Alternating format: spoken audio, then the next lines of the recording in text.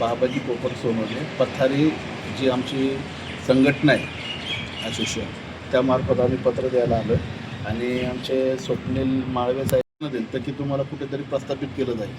ते तर केलं नाही, पण जे हातावरली मुलं म्हणजे पोटं भरतायत, गोरगरीब छोटे मोठे सगळे, आज म्हातारी माणसं आहेत, त्यांचं आज घरात 5 जणांचं कुटुंब आहे. आज एकटा व्यक्ती कमवतो आहे, त्यांची शाळा दुखणं खुपणं काही होत नाही आहे. हे लोक येतात, उचलतात, त्यांचं आता मीटरचं नुकसान, गाडीचं नुकसान, टपरीचं नुकसान. आज जो 2014चा स्ट्रीट वेंडर कायदा जो आहे, जो फुटपथारी कायदा, की जिथं व्यवसाय करतात लोक, तर हा व्यवसाय फुटपथारीवर कशासाठी केला? तर मॉलमध्ये कोणी जाऊ शकत नाही, कामावून सुटला आणि मॉलमध्ये गेला असं नाही होत. Railway station, bus stop, S T stand ह्या साईडला जे लोक घरी जाणारे आहेत, तर त्यांना काहीतरी वस्तू घेता येईल, भाजीपाला म्हणा, फळं म्हणा किंवा काहीतरी, त्याच्यासाठी फुटपाथ पथारीवर हा 2005चा स्ट्रीट वेंडिंग जो कायदा आहे 2014चा, त्या कायद्यानुसार ते बसवण्यात आलेले आहे. आणि त्याच्यासाठी नगरपालिका, नगर परिषद यांना आहे ना सर्वेक्षण आणि संरक्षण देण्याचा अधिकार दिलेला आहे. त्याच्यासाठी TVC समिती नेमण्यासाठी सांगितलेलं आहे शासनाने, ती अजूनपर्यंत नाही. आणि यांच्याकडे ते कुठल्याच प्रकारची कमिटी नाही, संरक्षण नाही, आणि ज्यांचं झालेलं आहे त्यांचं पण उचललं आहे, त्यांना सर्टिफिकेट प्रमाणपत्रही दिलेलं नाही आहे. आणि विशेष म्हणजे ह्या लोकांनी 10,000 कर्ज दिलं, दुसऱ्यांदा 20,000 दिले, आता 50,000 दिले, ते फेडायचं कसं? माननीय मुख्याधिकारी साहेब आणि माननीय नगराध्यक्ष साहेब यांना विनंती करतो की सदरच्या शिरूर नगर परिषदेच्या अतिक्रमण विभागाची जी कारवाई केलेली आहे ती अत्यंत चुकीच्या आणि बेकायदेशीररित्या केलेली आहे. कारण याचं कारण असं आहे की जर तुम्ही सुट्टीच्या दिवशी रिक्षा फिरून लोकांना आव्हान करताय की बाबा तुम्ही काढून घ्या, तुम्ही आजपर्यंत असा एखादाही पत्रव्यवहार केला नाही की बाबा टपरीधारक तुम्ही या आणि तुमचं म्हणणं काय आहे ते आम्हाला मांडा म्हणून.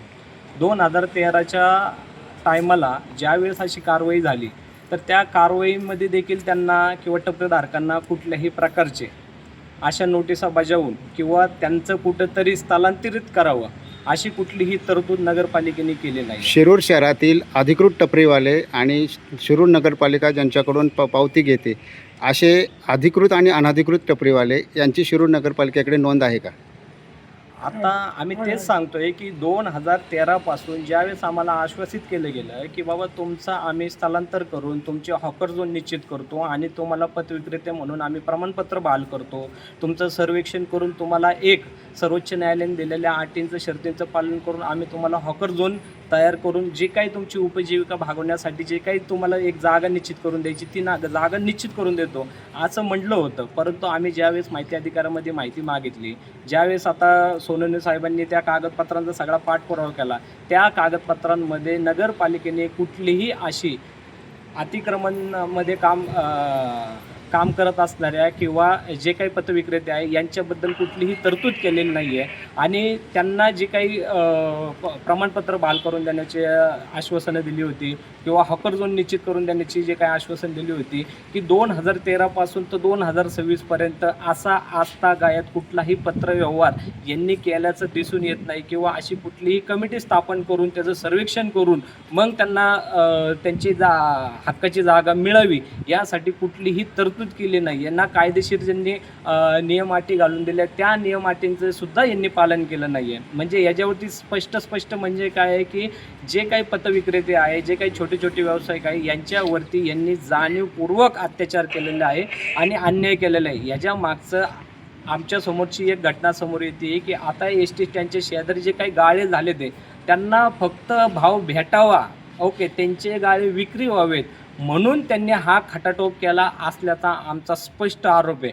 कारण आमच्याकडनं कुठल्याही अतिक्रमणाला किंवा सार्वजनिक ठिकाणी जाणाऱ्या लोकांना वाहतुकीला कुठलाही अडथळा आलेला नाही आहे. कारण 35 फुटी रस्ता आहे, 35 फुटी रस्त्यामध्ये 20 फुटी रस्त्यामध्ये वाहतूक चांगली होती, जिथं आम्ही कुठेही कोणाला अडथळा केला नाही आहे.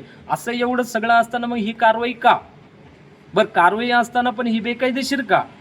एवढंच म्हणणं आहे. आता आम्हाला यांच्यासोबत काय भांडायचं नाही आहे. आमचं म्हणणं काय, आम्हाला स्वतःची जागा द्या, आम्हाला प्रमाणपत्र द्या, आमच्या ज्या काही हॉकर झोन आहेत त्या निश्चित करा आणि आम्हाला तुम्ही अतिक्रमणामध्ये जी काही जागा देताल किंवा अधिकृत जी काही जागा देताल, नगरपालिकेची जागा देताल, खाजगी जागा देताल, तुम्ही जी जागा निश्चित करून देताल, परंतु ती सर्वसामान्यांच्या व्यवसायासाठी दृष्टिकोनातून योग्य असली पाहिजे, अशी जागा तुम्ही आम्हाला द्या, एवढीच आमची या निवेदनाद्वारे मागणी आहे. शिरूर शहर नगरपालिका आणि पोलीस प्रशासन शिरूर शहरातील वाढती वाहतूक व्यवस्था सुरळीत करण्यासाठी अनधिकृत फेरीवाले शिरूरच्या मुख्य रस्त्यावर आपले व्यवसाय करत असतात, त्यामुळे ही कारवाई झालेली आहे.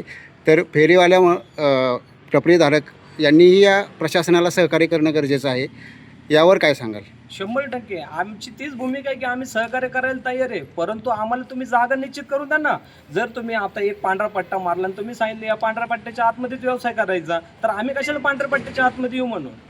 आम्हाला जर तुम्ही जागाच निश्चित करून देत नसाल आणि आम्ही जे काही अधिकृत जे 2001 पासून त्याच्या अगोदरपासून आम्ही व्यवसाय करतोय, आमच्याकडनं कुठलाही अडथळा येत नाहीये, परंतु आता जे कोणी नवीन व्यावसायिक येत आहेत आणि त्यांच्यामुळे जर असा अडथळा निर्माण होत असेल त्याला आम्ही काय करू शकतो?